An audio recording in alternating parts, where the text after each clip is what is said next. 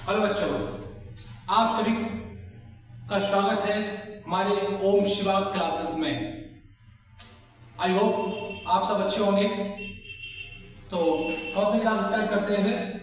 हमें पढ़ानी है फिजिक्स भौतिक विज्ञान क्लास 12। कल हमने आपको पढ़ाया था कूलॉम का नियम और वो था फर्स्ट पार्ट और आपका ये है सेकंड पार्ट। तो इसमें आपको बताने वाले हैं गॉस की प्रमेय। अब आपको इस पे भी डिस्कस कर लेते हैं कि गॉस को कैसे लिखा जाता है। गॉस को लिखने के भी कई तरीके हैं। तो गॉस, एक तो गॉस आपकी ये लिखी है, दूसरी गॉस आपकी आ जाती है गॉस, और एक आ जाता है आपका गाउस। एनीवन, इनमें से कोई एक आपको लिखा हुआ मिल जाएगा। अगर आपको इन तीनों में से कोई भी लिखा हुआ मिलता है तो आपको डेफिनेशन एक ही लिखनी है, आपको उसमें कोई भी कंफ्यूजन नहीं होनी चाहिए। तो हम स्टार्ट करते हैं अपनी डेफिनेशन। इस नियम के अनुसार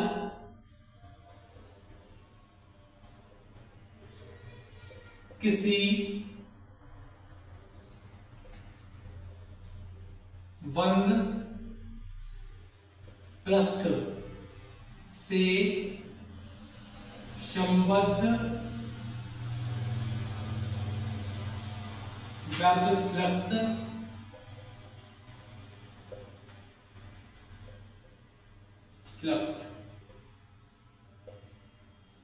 निर्वात में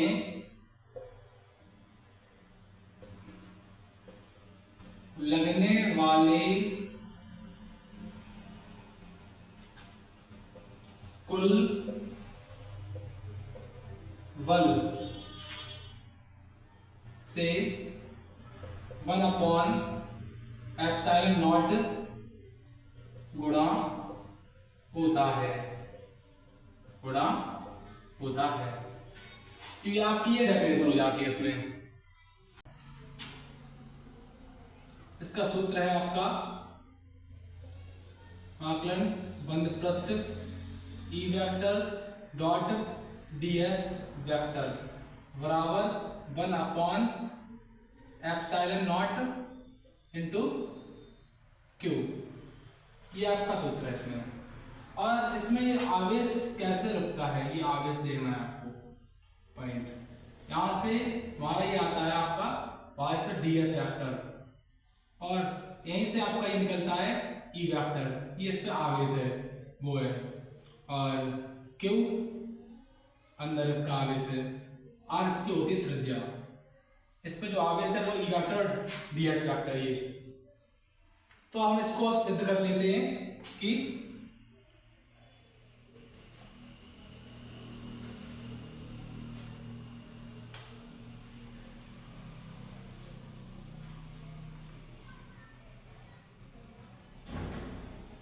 हमें गॉस की प्रमेय को सिद्ध करना है कि गॉस की प्रमेय क्या है।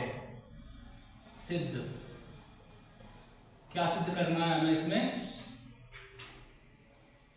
E vector dot ds vector बराबर 1/ε0 इंटू क्यू। ये कैसे हुआ, ये हमें करना है सिद्ध। ठीक है एवरीवन। तो हम E vector dot ds vector, अगर इससे हम वेक्टर हटाएंगे तो हमारा हो जाएगा ई डॉट ds हमारा इसमें। तो इसमें से हटाएंगे तो हमारा आ जाता है cos 0 डिग्री। cos 0 डिग्री आने के बाद में हमें आगे सॉल्यूशन करना है इसका। ई समाकलन ds cos 0 डिग्री। तो इसमें हम देख लेते हैं ई समाकलन ds। ई हमारा क्या है इसमें? ई कांस्टेंट है, नियत। ई हमारा क्या है? ई हमारा नियत है। तो ई क्या है वो आपका ये है कि 1/4πε0 इंटू q/r²। अब आपका रह जाता है ds का मान क्या होगा? आकलन दिया है ds cos 0 degree. cos 0 degree का मान लगा देते सीधा सीधा। cos 0 डिग्री का मान होता है 1। ठीक है, तो इसमें हम आगे सॉल्यूशन कर लेते हैं इसका।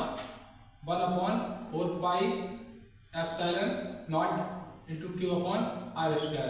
ds का मान लगाना है हमें इसमें 4 पाई r स्क्वायर, क्या होगा 4 पाई r स्क्वायर, चित्र निकालना है इसका हमें।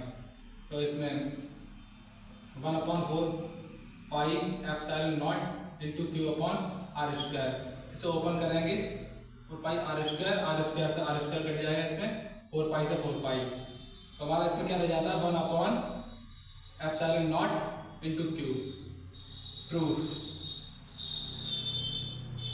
ये आपका सिद्ध हो गया। तो आपको इस चीज से कोई भी प्रॉब्लम नहीं होनी चाहिए। अगर आपको कुछ भी समझ में ना आया हो तो आप हमें कमेंट कर सकते हैं, हम और क्लियरिटी से आपको पढ़ा देंगे। पर अगर आपको समझ में आया हो तो हमारे चैनल को लाइक करें, सब्सक्राइब करें और हमारे साथ बने रहें। हाँ, तो आप लोगों का सेकंड क्वेश्चन है ये, गॉस के प्रमेय के बाद वैद्युत द्विध्रुव यानी कि इलेक्ट्रिक डाइपोल,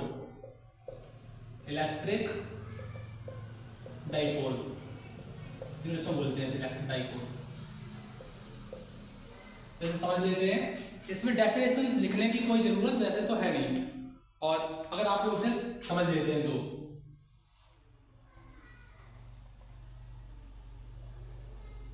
समान परिमाण क्या होता है, जैसे क्यू यहां पर दे दिया, क्यू यहां पर दे दिया, समान परिमाण व विपरीत चिन्ह माइनस और प्लस, विपरीत चिन्ह के आवेशों को अल्प दूरी पर रखने पर, अल्प दूरी कितनी ली हमने 12, अल्प दूरी पर रखने पर इन्हें हम नाम दे देते हैं ए और बी। अल्प दूरी पर रखने पर जो निकाय प्राप्त होता है उसे हम इलेक्ट्रिक डाइपोल यानी कि वैद्युत द्विध्रुव कहते हैं। बस इतना सा इसमें है, और आप इसमें थ्योरी लिखना चाहते हैं तो थ्योरी भी लिख सकते हैं। दो समान परिमाण या विपरीत चिन्ह के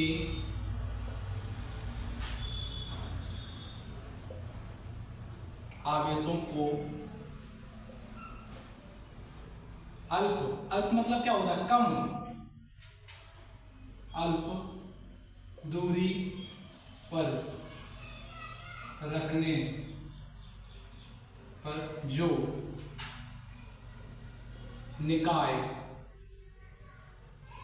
प्राप्त होता है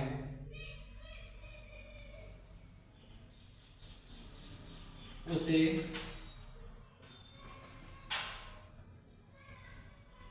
वैद्युत द्विध्रुव कहते हैं। आई होप आपको ये समझ में आ गया होगा कि इलेक्ट्रिक डाइपोल क्या होता है, वैद्युत द्विध्रुव।